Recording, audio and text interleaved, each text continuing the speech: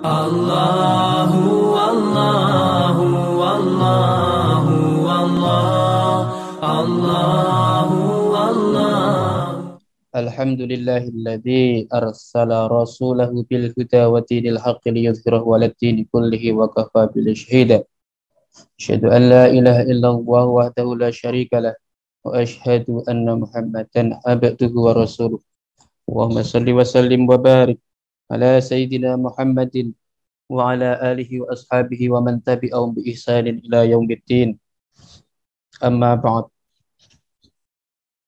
Alhamdulillah atas izin Allah Subhanahu wa taala, marilah di sore yang indah ini kita tidak henti-hentinya mengaturkan syukur kita kehadirat Allah Subhanahu wa taala, yang mana Allah Subhanahu wa taala begitu murahnya kepada kita semua sehingga sore ini masih memberikan kesempatan kepada kita semua untuk bisa ngaji bersama-sama thalabul ilmi dalam rangka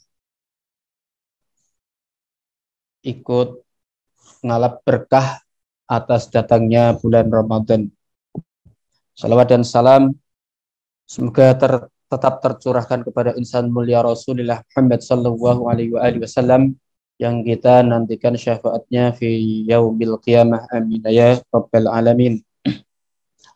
Jamaah rahimakumullah, pada sore hari ini saya menggantikan posisi dari Ustadz Fakhruddin yang mestinya sore ini bisa hadir untuk memberikan pencerahan kepada kita semua untuk sore ini.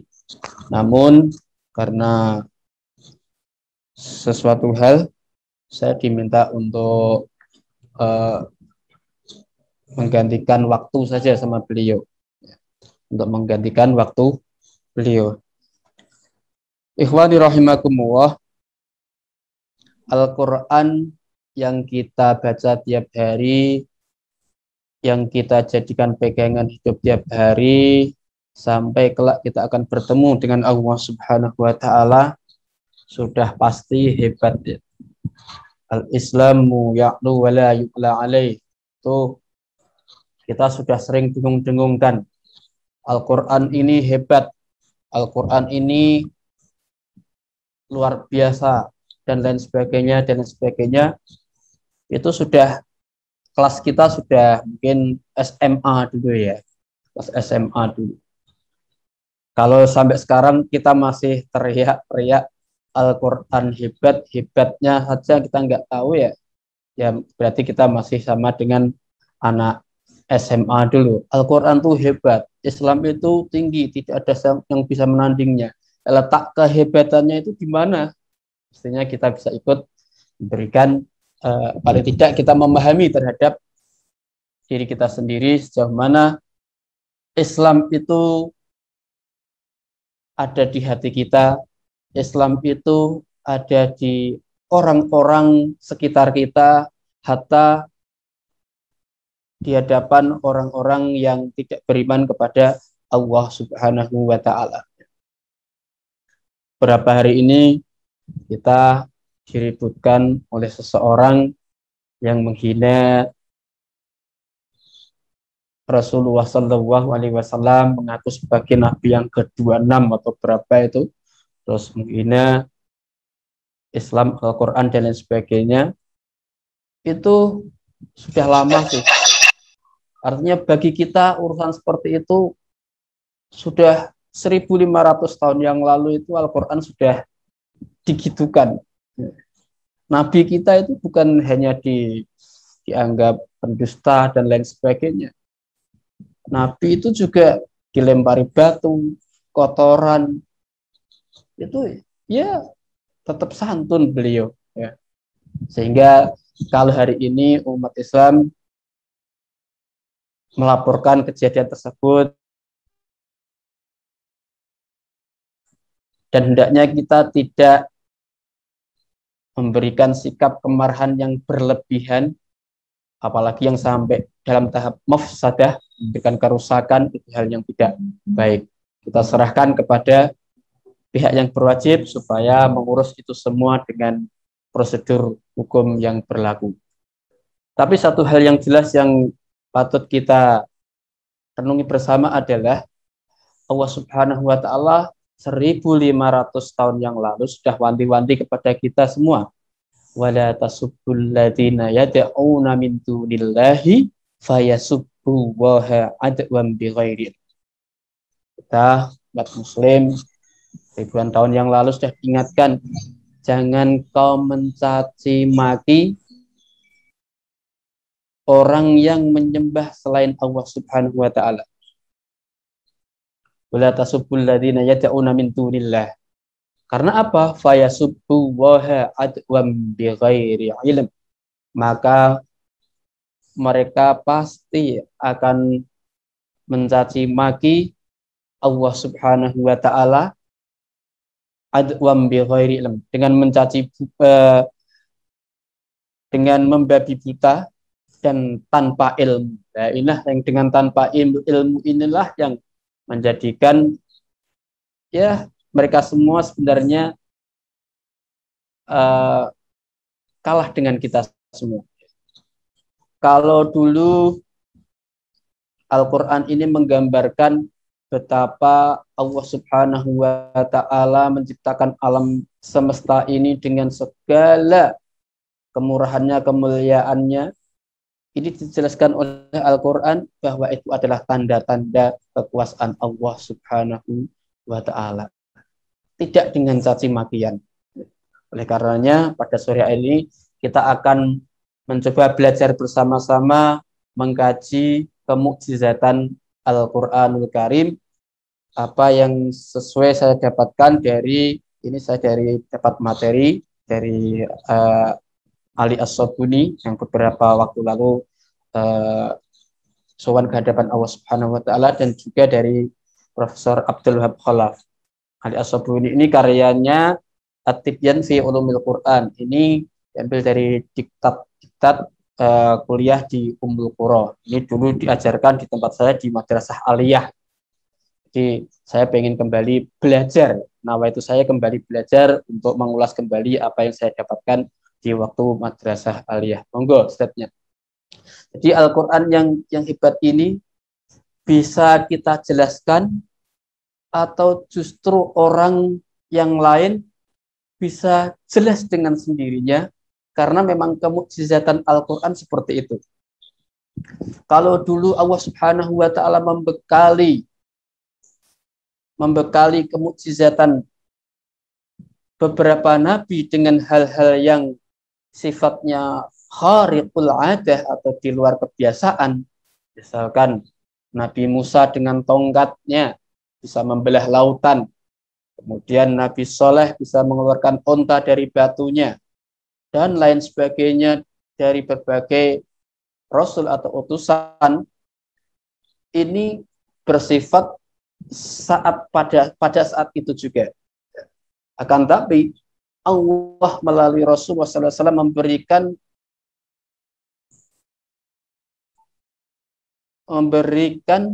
hal ini, Al-Quran ini dengan kemukjizatannya justru yang bisa diikuti oleh umat sepanjang zaman ila yaumil qiyamah. Kalau tongkatnya Nabi Musa itu pada saat itu ya bisa untuk membelah lautan. Tapi begitu selesai, ya sudah. Yang iman ya yang lihat pada saat itu, yang ikut dengan Nabi Musa pada saat itu. Yang nggak lihat, ya masih menganggap itu omong kosong. Tidak bisa menambah jumlah pengikut keimanan. Sama dengan Nabi Soleh yang begitu mengeluarkan ontanya dari batu, selepas itu nggak bisa lagi. Beda dengan Al-Quranul Karim ini, yang kemukjizatannya akan terjaga ila yaumil qiyamah. Sebelum jauh kita membahas tentang kemukjizatan Al-Quran, mukjizat itu mestinya seperti apa sih bisa dikatakan mukjizat? Yang pertama adalah, ini saya ambil dari karyanya Ali As-Sabuni, adanya tantangan. Di Al-Quran itu ya pada saat itu sudah menantang supaya orang lain bisa mendatangkan yang semisal dari Al-Qur'anul Karim. Ya, dari Al-Qur'anul Karim. Kemudian misalkan yang kedua, adanya pihak yang ditantang. Ya. Kalau nantang buat Al-Quran ya harus ada orang yang ditantang. Kemudian tidak adanya halangan berlangsungnya tantangan. Ya. Misalkan ada MTQ, Musabaqah Tilawatil Quran. Tingkat Universitas Diponegoro, misalkan seperti itu ya. Malam ini juga diumumkan saya sebagai juara atau orang yang masternya MTQ di Undip. Begitu nantang, karena nggak ada yang menandingi, berarti saya juaranya. Jadi belum sempat dibuat flyer, belum ada dewan jurinya, belum ada yang daftar, sudah waktunya belum ada, sudah mengumumkan jadi juara. Ini rukun kemukjizatannya belum sampai, belum terpenuhi. Harus ada 3 rukun ini. Harus ada yang nantang dulu. Ya. Misalkan juara tinju, sama saja. Harus melayangkan tantangan dulu. Kapan mau dilaksanakan? Waktunya harus ditentukan, tempatnya harus ditentukan. Ya. Harus ada keberlangsungan waktu tantangan tersebut. Al-Quran juga demikian. Begitu Al-Quran menantang kepada orang seantero Arab untuk mendatangkan yang semisal dengan Al-Quran, ini sudah jelas. Waktunya itu kan ya tidak sebentar. Al-Quran turun itu kan sejak Rasulullah SAW kan 23 tahun. Ini tidak sedikit waktu yang diberikan Allah Subhanahu wa taala, memberikan kesempatan kepada mereka semua untuk bisa menandingi Al-Qur'anul Karim. Ya. Waktunya. Kemudian lahjahnya atau dialeknya juga pas. Al-Qur'an ini turun pada saat orang Arab ini gandrung dengan yang namanya syair. Ya. Oleh karenanya Al-Qur'an datang di Arab dengan memakai bahasa Arab. Ya beda tatkala misalkan Rasulnya diturunkan di Indonesia, padahal bahasanya bahasa Indonesia, makanya nggak klik, nggak sinkron antara penantang dan yang ditantang itu mestinya sinkron. Ya. Juara tinju ya jangan nantang juara sepak bola, sudah pasti menang lah kalau juara tinju nantangnya sama sepak bola. Juara tinju ya sama orang yang biasa tinju. Ya. Juara sepak bola ya semua pesertanya harus peserta sepak bola kan gitu. Ya. Sama dengan Al-Qur'an. Turunnya di Mekah dengan memakai bahasa Arab, pada saat itu orang gandrung dengan adanya syair. Banyak seperti Al-Walid bin Mughirah ini termasuk pemuka mereka yang ahli dalam sastra Arab, orangnya kaya raya, terpandang dari golongan mereka. Jadi tantangannya pas dari Al-Qur'anul Karim terhadap mereka semua. Baik ikhwan rahimakumullah, contohnya dari kemukjizatan Al-Qur'an, beberapa ayat yang slide selanjutnya, yang ayat yang disampaikan Allah Subhanahu wa taala, misalkan ada banyak ayat. Mas, di sini saya akan mengutip 2 ayat dalam Al-Isra ayat 88. Qul la in ijtama'atil insu wal jinnu ala ayyatu bimithli hadzal qur'ani la ya'tuna bimithlihi walau kana ba'duhum li ba'din zahira. Katakanlah oleh Muhammad, sesungguhnya seandainya manusia dan jin ini berkumpul untuk membuat yang semisal dengan Al-Quran ini, la ya'tuna bimithlihi, mereka tidak akan bisa mendatangkan yang semisal dengan Al-Quran. Walau kana ba'duhum li ba'din zahira, dan meskipun satu dengan yang lainnya, kan manusia dengan manusia atau manusia dengan jin itu bersekutu untuk membuat la ya'tu nabi mislihi. Mereka tidak akan mampu untuk membuat yang semisal dengan Al-Qur'anul Karim. Ya. Di kedua ayat inilah sebagai contoh atau perumpamaan Al-Quran memberikan tantangan kepada mereka semua. Jedanya waktunya lama. Nyatanya sampai 23 tahun ini mereka tidak bisa menandingi Al-Quranul Karim. Tidak bisa menandingi Al-Quranul Karim. Baik, selanjutnya apa saja sih kemukjizatan Al-Quran ini? Ya. Jadi kalau kita sementara ini atau sering menyampaikan Al-Quran itu mukjizat bagi kita orang Islam. Kemukjizatan itu di mana? Kemukjizatan itu di mana?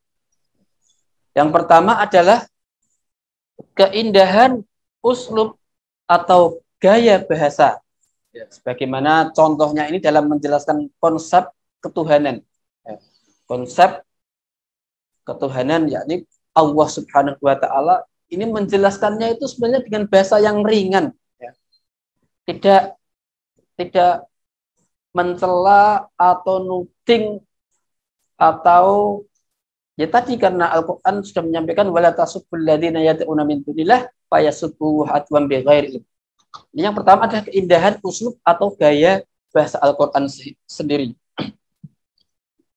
Di sini dalam surat Az-Zumar ayat 29, daraballahu masalar rajulan fihi syuraka mutasyakisun wa rajulan salamal lirajul hal yastawiyani masala.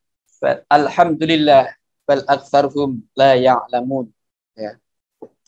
Ini menjelaskan tamsil atau perumpamaan. Pada saat itu mindset orang Arab itu karena Tuhannya banyak gitu, Tuhannya banyak. Karena kebutuhan mereka juga banyak, menyesuaikan dengan kebutuhan mereka. Ya, jadi semakin banyak Tuhan, semakin banyak problematika yang bisa dipecahkan. Karena apa? Oh, Tuhan ini spesialisasinya misalkan bagi rezeki, ya, kasih duit bagi rezeki. Tuhan yang ini ngurusi misalkan rumah tangga, misalkan istrinya yang rewel, anaknya yang rewel dan sebagainya. Ya, itu konsep mereka, semakin banyak Tuhan, semakin banyak urusan yang bisa dipecahkan. Tapi Al-Quran melalui gaya bahasa yang ringan ini memantik mereka semua untuk berpikir. Allah membuat perumpamaan. Seorang laki-laki hamba sahaya, dia menjadi majikannya itu banyak sekali. Majikannya mutasyakisun, syuraka mutasyakisun. Banyak dia berselisih majikannya. Ya. Dibandingkan, memberikan perbandingannya dengan seorang budak atau hamba sahaya yang mempunyai satu majikan. Ini contohnya kan ringan banget di keseharian mereka. Pada saat itu kan perbudakan itu masih ramai di sana. Sehingga Al-Quran membuat perumpamaan yang ringan seperti itu. Membuat perumpamaan yang ringan, yang terdekat dengan sekeliling mereka, dengan perbudakan.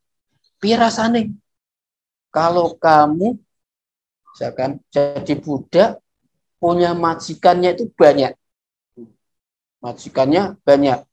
Yang satu suruh nyapu, belum rampung leh nyapu, yang satu suruh ngepel, belum rampung ngepel, yang satu suruh ngambil air, yang satu suruh buatin minuman. Kira-kira bingung nggak kamu? Ya bingung. Ya, terus kalau misalkan majikan kamu itu satu, bingung nggak kira-kira kamu? Ya enggak, karena perintahnya cuma satu perintah, selesai perintah lagi. Nah ini kalau majikannya itu banyak kan bingung, mana yang harus saya dahulukan perintahnya. Nah, ini dibuat perumpamaan yang ringan atau gaya bahasa yang ringan oleh Al-Qur'anul Karim, oleh Allah Subhanahu wa taala untuk merubah pola pikir mereka, mindset mereka tentang ketuhanan. Ya ini gitu. Tuhan kami itu Allah itu ya satu. Tuhan kami itu ya satu Allah. Dia bisa menyelesaikan bab ini, bab ini, bab ini. Semua permasalahan akan diselesaikan oleh Allah Subhanahu wa Ta'ala. Ya, kalau gitu enak mana? Punya majikan satu atau majikan banyak? Ya, enak punya majikan satu. Ya, itu ya sama saja. Sama saja. Enakan punya Tuhan satu apa Tuhan banyak? Ya Tuhan satu. Ya gitulah.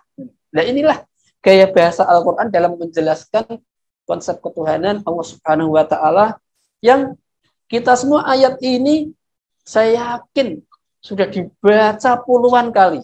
Misalkan satu Ramadan satu kali khataman aja. Misalkan kita umur saya udah hafal ini tuh ya 20 tahun yang lalu. 20 tahun yang lalu. Ayat ini sudah saya hafalkan tuh 20 tahun yang lalu. Cuma baru tahu tamsil yang seperti ini yang bisa menjelaskan seperti ini ya. Ya ngaji-ngaji yang ala Gus Bahak itu kalau panjangan semua bisa tahu ya. Bisa tahu Gus Bahak. Coba penjelasan beliau begitu ringan, mudah, bahasanya nggak terlalu daki-daki atau nggak terlalu tinggi-tinggi amat, tapi bisa dicerna. Ini ayat saya sudah hafal 20 tahun yang lalu. Tapi saya baru tahu, baru mempelajari detail bahwa ini bagian dari keindahan Al-Quran dalam memantik orang berpikir. Ini nggak nyuruh orang beriman, gitu. Nggak maksa orang beriman kan seperti ini. Ya. Sama sekali jauh dari pemaksaan orang untuk beriman. Karena apa? Al-Quran juga sudah menjelaskan la ikraha fiddin. Nggak ada paksaan terhadap agama. Cuma Al-Quran ini menggiring opini atau mindset kita untuk berpikir secara kritis. Orang Arab yang pada saat itu yang disenangi itu apa ya, di lingkungan sekitarnya karena adanya budak ya ditampilkan, dicontohkan dengan hal yang ringan lewat perbudakan seperti itu. Enak nggak sih punya juragan atau majikan banyak? Ya nggak enak, enakan punya satu. Ya sama, ya sama. Kalau cari Tuhan ya yang satu kan gitu. Baik, itu yang pertama, keindahan uslub atau gaya bahasa dari Al-Quran. Kemudian yang kedua, keserasian Al-Quran terhadap teori ilmiah yang diungkapkan dalam ilmu pengetahuan. Jadi Al-Quran itu bukan ilmu pengetahuan, tapi memantik orang untuk berbicara tentang ilmu pengetahuan. Lebih dari 40% itu berbicara tentang ayat-ayat kauniyah sekeliling kita. Bukan hanya ayat kauniyah itu ya firman Allah Subhanahu wa Ta'ala. Ayat kauniyah itu alam semesta ini. Kita disuruh berpikir hal-hal yang tersebut, bahwa hal tersebut itu memang sesuatu yang luar biasa. Al-Quran itu memberikan gambaran yang sangat ringan dan mudah terhadap kita semua. Kalau tadi berbicara tentang mukjizat itu sesuatu yang khariqun lil adah. Ya. Khariqun lil adah. Yang di luar nalar manusia. Tadi contohnya kalau umat-umat terdahulu itu dengan adanya tongkat Nabi Musa bisa dibelah. Bagi kita, hal seperti itu luar biasa sekali. Mukjizat sekali. Gitu. Karena apa? Tidak pernah lihat. Tidak pernah lihat. Nah, Al-Quran tidak menyampaikan demikian, tetapi lewat inna fi khalqis samawati wal ardi wakhtilafil laili wan nahari la ayatin li ulil albab. Pergantian malam dan siang ini juga mukjizat. Kita nggak merasa itu mukjizat karena tiap hari berjalan seperti di alamnya. Begitu saja. Tapi oleh Al-Quran, nggak usah aduh. Tiap hari itu saja kita bisa menemukan kemukjizatan. Al-Quran menjelaskan kemahabesaran Allah Subhanahu wa Ta'ala. Seperti yang lalu saya jelaskan tentang nyamuk. Allah nggak malu membuat perumpamaan tentang nyamuk. Karena di sekeliling kita banyak nyamuk. Orang mati saja dengan makhluk yang sekecil nyamuk atau bahkan yang lebih kecil dari itu, ya, yang sekarang sedang ramai, yakni pandemi COVID-19 ini. Dan ini Allah tidak malu memperlihatkan kemukjizatannya itu tidak harus tongkat yang seperti itu. Tapi bahkan dikeselilingkan kita semua, tiap hari perbedaan malam dan siang, itu la'ayatil li'ulil albab. Bagi kita orang nyeluk yang mempunyai rasa yang peka terhadap kemahakuasaan Allah Subhanahu wa ta'ala, bagian dari kekuasaan Allah Subhanahu wa ta'ala. Yang kedua, ini keserasian Al-Quran terhadap teori ilmiah yang dianggap dalam ilmu pengetahuan. Wa arsalna riyaha lawaqih, dan kami telah meniupkan angin untuk mengawinkan tumbuhan. Dengan yang dari eksak tentu jauh lebih tahu bagaimana perkawinan tumbuhan dengan media angin yang dibawa keseharian kita. Kita semua membicarakan, atau Al-Quran membicarakan ayat ini itu sudah 1.500 tahun yang lalu, jauh sebelum teori ini ditemukan. Nah, ini termasuk kesesuaiannya Al-Quran membicarakan ilmu pengetahuan. Jadi betul-betul serasi, dan pada saat itu dibawa oleh Rasulullah SAW, yang Kanjeng Nabi ini tidak pernah kuliah di Undip, tidak pernah mengadakan penelitian tentang tumbuhan dan lain sebagainya, tapi Kanjeng Nabi menyampaikan ayat ini, ayat dari Allah Subhanahu wa ta'ala. Oleh karena itu, ini bagian dari kemukjizatan Al-Quran. Kemudian yang ketiga, pemberitaan peristiwa yang gaib. Peristiwa yang gaib itu yang tidak kelihatan. Tidak kelihatan itu ada kalanya sesudah atau sebelum ayat ini diturunkan. Ini Al-Quran menceritakan sebagai contohnya, misalkan Alif Lam Mim Gulibatir Rum fi adnal ardi wa hum min ba'di ghalabim sayaghlibun fi bid'i sinin lillail amru min qablu wa min ba'du wa yawma idh yaf'ul minun. Pada saat ayat Al-Quran ini turun, ya, ini akan menceritakan nanti suatu saat Romawi itu akan dikalahkan oleh Persia. Tapi setelah itu beberapa tahun nanti dia akan bangkit kembali. Setelah beberapa tahun, sekitar 7 tahun atau berapa dalam sirah bisa kita lihat. Dan ini adalah pemberitaan peristiwa yang gaib, yang tidak diketahui oleh siapapun. Orang tidak akan mengira Romawi pada saat itu kuat-kuatnya seperti itu, tidak akan pernah berpikir dia akan dikalahkan. Namun Al-Quran membahas itu, dan terjadi sekitar 7 tahunan. Ya, karena ini bagian kebenaran dari Al-Quranul Karim. Berikut dengan kemukjizatannya. Kemudian yang keempat adalah kuatnya pengaruh bagi mukmin dan kafir. Ya. Nah, inilah pernyataan dari Walid bin Mughirah. Demi Tuhan, aku mendengar dari Muhammad kemarin, ya, bahwa apa yang dia sampaikan itu bukan ucapan manusia, ya. Bukan ucapan manusia, juga bukan ucapan jin. Ya. Ucapan itu amat manis dan indah. Ini Walid bin Mughirah. Walid bin Mughirah itu kalau kita tengok sirah, itu bapaknya Khalid bin Walid bin Mughirah. Itu corone orang Semarang ngarani gendo, gendonya musuh Kanjeng Nabi Muhammad SAW. Ini Walid ini termasuk orang kaya, ya, pinter tentang sastra. Sing ngomong seperti ini, yang punya statement seperti ini itu Walid yang orang kaya, terpandang, dan dia memang ahli sastra.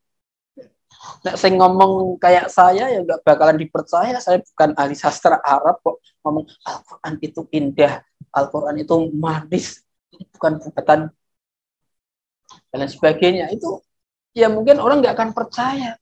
Karena apa? Saya tidak ada latar belakang orang sastra Arab.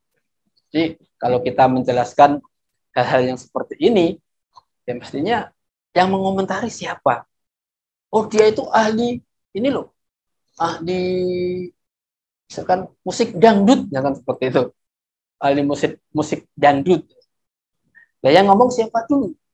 Yang ngomong saya ya sama saja. Misalkan saya jadi juri dangdut ya nggak bisa. Saya bukan ahli dangdut. Kalau yang ngomong Rhoma Irama gitu, Rhoma Irama mengomentari si A, bagus sekali dangdutmu. Oh, orangnya langsung bangga, senang, dan orang pada mengakui. Karena apa yang bilang rajanya dangdut kan gitu. Rajanya dangdut. Istilah dangdut sendiri yang bikin kan Rhoma Irama. Sebelumnya kan dulu namanya Orkes Melayu. Sehingga orang akan percaya. Saya kok jadi juri dangdut misalkan. Iya kan nggak matching kan gitu. Orang nggak akan percaya. Hasilnya nggak akan maksimal. Sama dengan Al-Quran ini dikomentari oleh orang yang ahli sastra, orang yang terpandang di kalangan orang Arab, yang justru dia malah dari orang yang memusuhi. Dari balonnya dewi mesti nggak ada yang jelek, ada yang salah.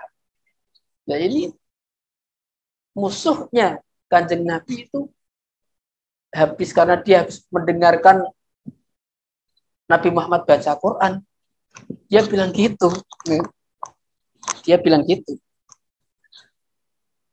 Ini bukan buatan manusia. Karena tahu, nek buatanku, buatan Walid bin Mughirah dan kawan-kawan itu nggak bakalan seindah ini.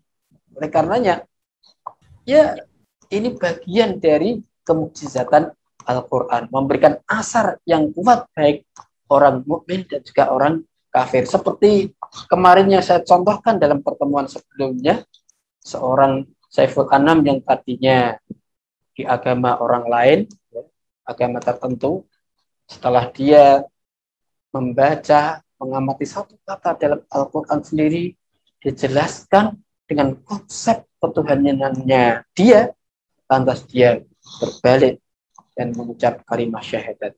Ini adalah kuat pengaruhnya bagi mukmin dan juga kafir. Ini Walid bin Mughirah ini sebenarnya sudah dari awal sudah memberikan statement yang demikian, sudah disampaikan sama orang-orang kafir. Mereka sempat khawatir dengan Walid bin Mughirah ini. Khawatir dengan Walid bin Mughirah ini.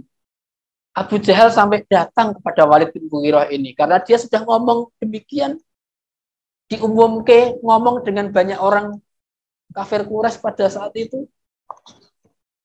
Abu Jahal bingung, khawatir. Terus datang kepada Walid, ngomong gini sama Walid, Walid, begini, aku datang kepadamu ini loh, putusan teman-teman orang-orang Quraisy dari kita, dari suku kita. Mereka mengumpulkan uang untukmu, mau ngasih sesuatu buat kamu, ya karena khawatir dia nanti berbalik iman kepada Rasulullah SAW. Abu Jahal bilang gitu. Ini tak bawakan duit banyak. Loh, kamu ngomong gitu sama aku, Abu Jahal. Loh, aku ini apa nggak tahu? Aku ini kan orang kaya-kayanya dari mereka. Aku itu orang kaya kok ditekani duit. Khawatir karena Walid bin Mughirah ini akan berbalik keimanannya kepada Rasulullah SAW. Khawatir betul ini Abu Jahal sehingga bawakan duit. Aku ini ya bingung dia. Nah, aku ini kan pinter-pinter sastra dari mereka. Tapi apa yang aku sampaikan ini benar. Ini bukan buatan Muhammad. Bukan buatan ucapan itu amat manis dan sangat indah apa yang disampaikan oleh Muhammad. Sehingga kekhawatiran terus muncul dari mereka. Kalau begitu, kamu harus keluar menyampaikan kepada mereka semua bahwa kamu tidak iman sama Muhammad. Terpaksa si Walid ini ngomongi sama mereka semua.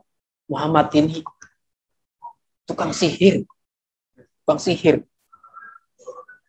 Ngomong kepada mereka semua. Walid ini kan memang tukang gawe-gawe, ya. Tukang ngapusi, tukang fitnah, ini terkenal di antara mereka semua. Kanjeng Nabi juga paham itu semua. Dan karena ya sudah diingatkan oleh Allah Subhanahu wa taala. Wala tuti kulla hallafin mahin. Jangan kau taati, jangan kau hiraukan orang yang banyak bersumpah dan juga dengan sumpah yang palsu.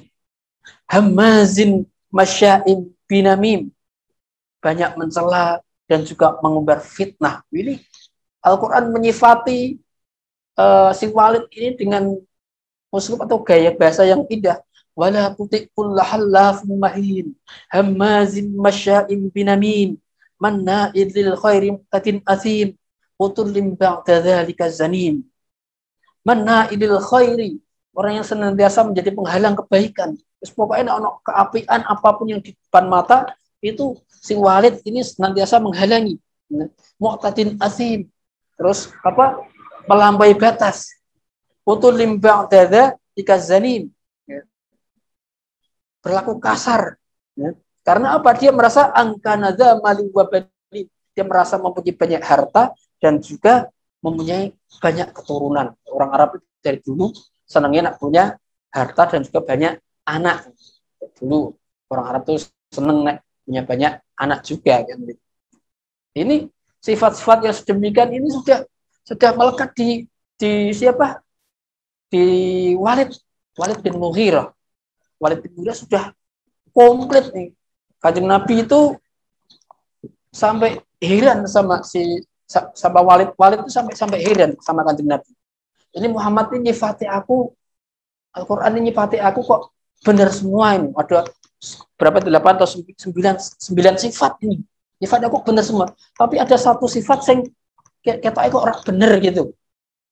Dia sudah yakin semua sifat yang diberikan, mencela, mengumbar fitnah, terus menghalang kebaikan, melampaui batas, kasar ngomongnya dan lain sebagainya. Benar.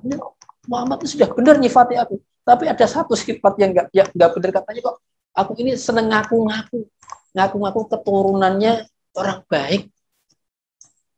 Kemudian dia bertanya kepada ibunya, maksa sama ibunya, ini Muhammad ini nyifati aku benar semua, tapi satu sifat yang kayaknya aku suka ngaku keturunannya orang yang meragukan keturunan. Gimana ceritanya? Dipaksa ibunya bercerita bagaimana mestinya si Walid ini. Jadi gini loh, Walid, bapakmu itu orang kaya, orang kaya dan terpandang. Tapi maaf, ini bapakmu itu impoten, nggak bisa punya anak. Bapakmu itu gitu, kaya, terpandang, punya banyak harta, tapi nggak bisa punya anak. Dan terus aku ini suruh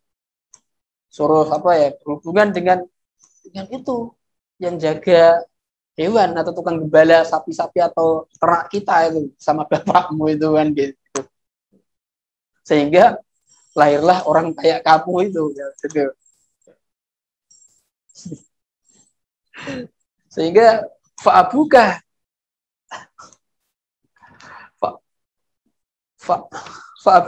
ar-ra'i, maka ayam tukang penggembala ini si Walid nih. Kok bener meneh ya? Tadinya aku sudah ragu, kok sekarang jadi benar semua. Muhammad menyifati aku. Jadi termasuk ikhbar yang semacam ini. Jadi si Walid ini nggak tahu, tapi sama Al-Quran diberikan kabar loh. Kamu itu bukan anak bapakmu aslinya. Kamu itu anak tukang angon wedhus, tukang angon sapi ini bapakmu kayak gitu. Ini termasuk pemberitahuannya Al-Quran terhadap si Walid ini yang pada saat itu nentang kenceng sama Kanjeng Nabi dan disifati banyak banget wala tuti' kullu hallafin mahin hammazin masya'in bimanim manna'il lil khairi mu'tadin asim. Sehingga oh kayak gitu. Sehingga jadi tahu si Walid ini bagaimana Allah Subhanahu wa taala menjelaskan kepada khalayak semua, oh si Walid ini bukan anaknya dari bapaknya asli, ini anak tukang penggembala kambing bapaknya itu. Gitu. Ini yang keempat ya, jadi kuat pengaruhnya bagi mukmin maupun kafir. Pada saat sekarang banyak sekali orang yang percaya dengan Al-Quran dan sebagainya, itu ya kita nggak usah kaget. Nggak usah kaget. Kalau awal ini kok lihat orang sekarang itu masuk Islam dengan mempelajari Al-Quran, kok awal kagetnya luar biasa, itu mestinya ya nyun sewu ya, tanpa menghormati rasa hormat saya kepada panjenengan atau kita semua. Ya mestinya jangan kaget, jangan diso-diso amat gitu ya. Karena apa? Ini memang menjadi bagian kemukjizatan Al-Quran. Awal ini kudune wis ngerti, orang kaget. Nek kaget justru malah orang lain pada kaget nanti kembali. Loh kamu kok kaget kalau Al-Quran ini punya kemukjizatan seperti itu? Berarti kamu baru tahu kan gitu. Mafhum mukhalafahnya kira-kira seperti itu. Oleh karenanya seperti faedah yang kemarin saya lakukan, ini akan memberikan asar yang kuat kepada mukmin dan juga kafir tatkala kita semua memahami Al-Quran ini secara komprehensif, secara menyeluruh. Baik, selanjutnya sudah ya. Jadi itu beberapa hal yang bisa saya sampaikan mengenai kemukjizatan Al-Quranul Karim.